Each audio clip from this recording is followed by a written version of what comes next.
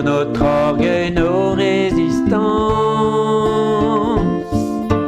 Viens enlever nos suffisances. Amis de l'Église apostolique, frères et sœurs, bonjour. Nous continuons la prière que Jésus nous a apprise avec le verset 12. Pardonne-nous nos torts envers toi, comme nous-mêmes nous avons pardonné à ceux qui avaient des torts envers nous. Et ne nous conduis pas dans la tentation, mais délivre-nous du tentateur. En effet, si vous pardonnez aux hommes leurs fautes, votre Père céleste vous pardonnera aussi. Mais si vous ne pardonnez pas aux hommes, votre Père non plus ne vous pardonnera pas vos fautes. Pardonne-nous. Voici le commentaire de la Bible annoté. Nos péchés sont nos dettes devant Dieu, dettes énormes que nul ne peut payer. Par exemple, Matthieu 18, 24 dit « Quand il se mit à compter, on lui en amenait un qui devait 10 000 talents. Comme il n'avait pas de quoi payer, son maître ordonna qu'il fût vendu, lui, sa femme, ses enfants, tout ce qu'il avait, et que la dette fût acquittée. » Ou encore dans Luc 7, 41, un créancier avait 2 débiteurs. L'un devait 500 deniers et l'autre 50. Comme il n'avait pas de quoi payer, il leur remit à tous les deux leurs dettes, lequel l'aimera le plus. Ces dettes doivent nous être remises gratuitement. Cette prière même, enseignée par le Sauveur, est une déclaration touchante que Dieu, dans sa miséricorde, pardonne à toute âme repentante qui l'implore. Son pardon est même beaucoup plus que la remise d'une dette à un débiteur, car en ôtant la peine du péché, il nous met en possession de tout son amour et de la vie éternelle. Et pourtant, le besoin du pardon se renouvelle sans cesse dans une conscience délicate, parce que journellement, nous contractons quelques dettes qui doivent nous être remises. Ici, la fin de la citation. La justice des scribes et des pharisiens est devenue casuistique, réclamant une proportionnalité absolue. Et c'est comme un concours, il ne faut pas laisser passer le moindre tort. Les rabbins conseillaient sur tous les domaines de la vie quotidienne, dans un excès de contrôle sur la vie des Juifs pieux, pour une application stricte de Lévitique 11 sur l'alimentation par exemple, rajoutant des prescriptions qui sur la cuisson, qui sur la manière de manger. En mettant le pardon au centre, Jésus revient à l'essentiel des lois sacrificielles juives. Il est non seulement le grand prêtre, Hébreux 4,14 nous dit, puisque nous avons un grand souverain sacrificateur qui a traversé les cieux, Jésus, le Fils de Dieu.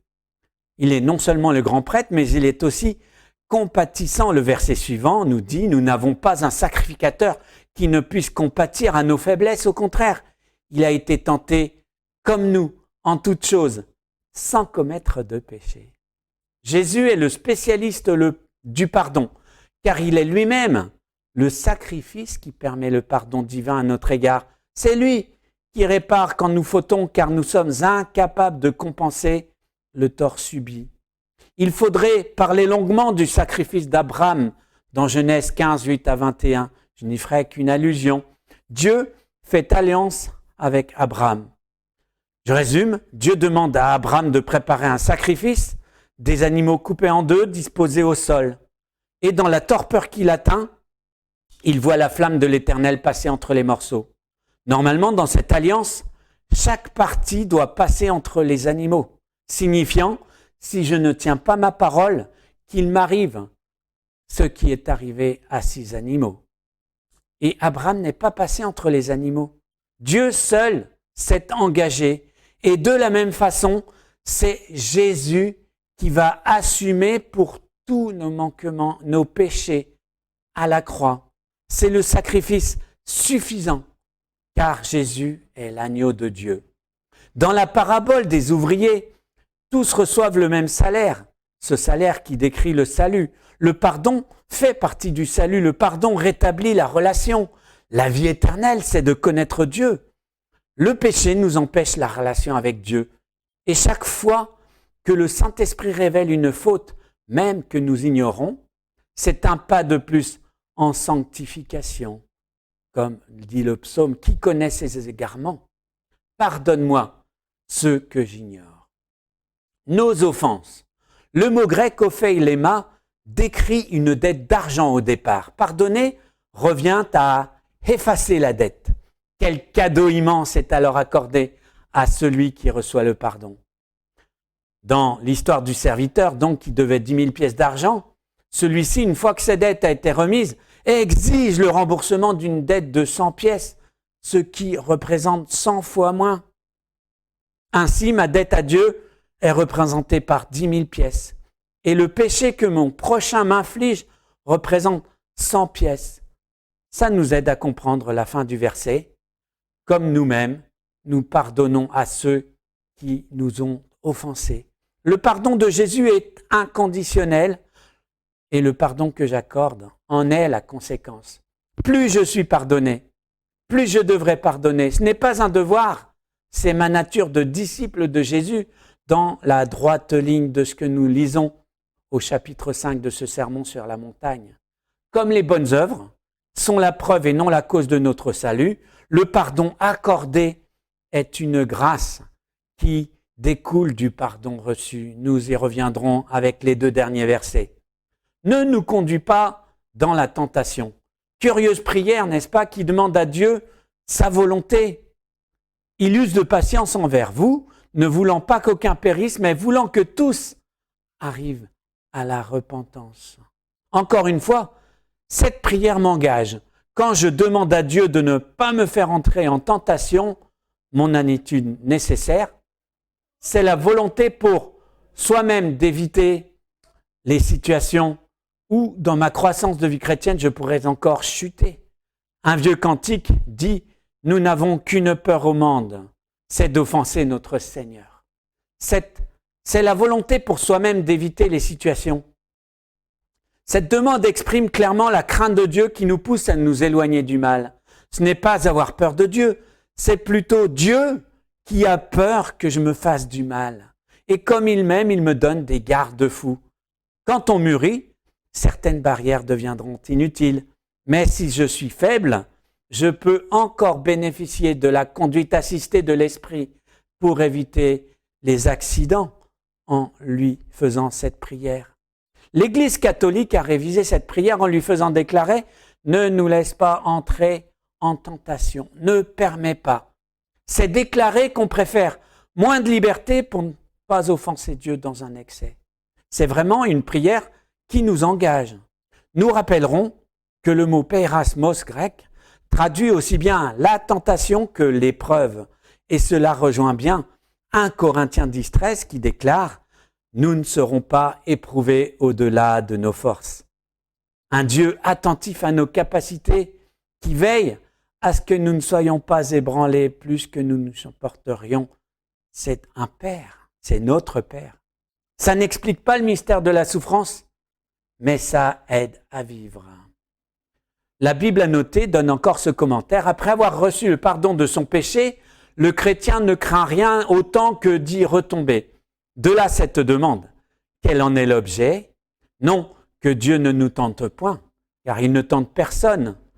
C'est Jacques 1,13 qui nous le dit. Et il ne nous laisse pas tomber dans la tentation quand déjà nous y sommes. Mais nous prions qu'il ne nous y amène pas. C'est-à-dire que, puisque tous les événements de notre vie sont dans sa main, qu'il ne permette pas que nous soyons placés dans des situations extérieures, telles que nous y trouverions la tentation et des occasions de chute. Mais comme de telles situations, de telles épreuves sont presque inévitables en ce monde, cette prière s'appuie sur des promesses divines. Mais délivre-nous du tentateur. Le mot poneros pour le tentateur dans la Tobe décrit le mal. La Tobe personnifie le mal dans cette prière. Luther et bien d'autres prennent ce mot dans son sens général. Car même sans le diable, j'arriverai encore à pécher. Oui, être délivré du mal que l'on peut faire rejoint la demande de pardon. Être guéri du mal que l'on nous a fait. C'est tout l'enjeu du sermon sur la montagne qui rend inactifs les mauvais traitements qui nous atteignent pendant notre pèlerinage dans ce monde. Puisque j'aime Dieu, Les circonstances contraires vont même participer à ma croissance spirituelle. C'est le paradoxe de la vie chrétienne. Ce qui était censé me démolir participe à mon bien du fait de ma soumission à la bonne volonté de Dieu. Car nos légères afflictions du moment présent produisent pour nous, au-delà de toute mesure, un poids éternel de gloire. Quel mystère! Prenons donc les 2 derniers versets. Si vous pardonnez aux hommes leurs fautes, votre Père céleste vous pardonnera à vous aussi. Mais si vous ne pardonnez pas aux hommes, votre Père non plus ne vous pardonnera pas vos fautes. Jésus met l'emphase sur le pardon car pour lui, une piété parfaite ne peut se satisfaire de relations tumultueuses avec nos pères. Jésus nous redonne des exigences horizontales pour que notre prière soit efficace. Comme la croix a cet axe horizontal et un poteau vertical, notre foi en Dieu se doit de manifester la même largeur que celle que Jésus a vécue en tant qu'homme. Rappelons-nous comment il a scandalisé quand il a dit « Tes péchés sont pardonnés ». Et c'est par la même autorité qu'il dira à un des 2 brigands « Je te le dis aujourd'hui, tu seras avec moi dans le paradis ». Rappelons-nous encore cette même histoire. Pierre, croyant donner un chiffre parfait, demande si c'est bien de pardonner 7 fois par jour. Jésus lui répond 70 fois 7, 490 fois, ce qui fait toutes les 3 minutes si on reste 24 heures sans dormir. Et avec cette histoire des 2 serviteurs, dont l'un doit 10 000 et l'autre 100 pièces, Jésus nous ramène à cette exigence de faire grâce comme il nous a été fait grâce. Pas facile, je dirais. Même impossible humainement. Mais Jésus, le Fils de l'homme, au comportement parfait, nous est la garantie que cela se vit maintenant dans l'Église. Nous sommes son corps. Bien sûr, nous ne sommes pas chez les bisounours. Si vous cherchez une Église parfaite, surtout, n'y rentrez pas, elle ne le serait plus. Apprenons à vivre ensemble. Croyons que la prière de Jésus en Jean 17 nous perfectionne, nous amène à une victoire sur nos inimitiés. Croyons à la puissance du shalom de Dieu qui nous amènera à dire « Je regrette, je te demande pardon ». Voilà, ce sera tout pour aujourd'hui. Est-ce que vous avez fait vos exercices? Est-ce que vous vous êtes entraîné à dire « Notre Père » à la première personne, puis en disant « Mon Père » au lieu de « Notre Père ». Alors la semaine prochaine, si Dieu me prête vie, ce sera le jeûne qui nous intéressera avec la suite du chapitre 6. Que le Seigneur vous bénisse. Amen. Au relais,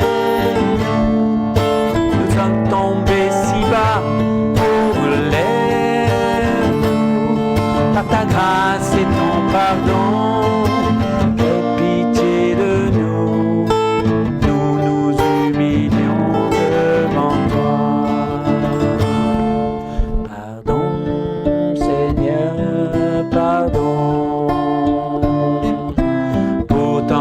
Paroles